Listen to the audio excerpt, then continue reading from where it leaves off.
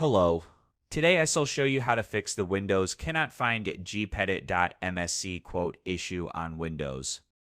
Step 1. Open Command Prompt as administrator. Open the search menu on your computer. Type CMD. Right-click on Command Prompt from the search results. Select Run as administrator. If prompted by user account control, click Yes. Step 2. Run the first command. In the command prompt window, copy the first command from the video description. Right-click on the top bar of the command prompt window, select Paste.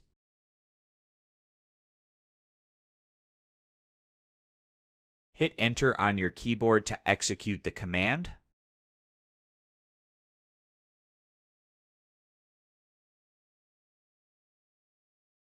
Step 3. Run the second command. Copy the second command from the video description. Paste it into the command prompt window the same way as before. Hit Enter to execute the second command. Wait for it to complete successfully. These two commands manually install the group policy editor GPEDIT.MSC on Windows by adding the necessary packages using the DISM tool. Close the command prompt window once both commands have been successfully executed. Restart your computer.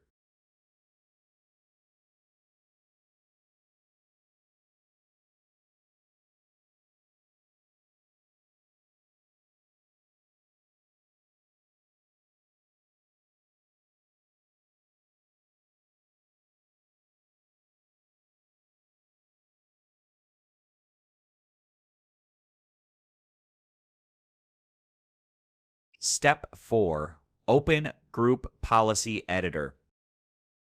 After restarting, open the search menu again. Type gpedit.msc into the search bar. You should now be able to see Group Policy Editor in the search results and open it. So there you go, guys. Hopefully at this point your issue has been resolved. I do hope I was able to help you out, and I look forward to catching you all in the next tutorial. Goodbye.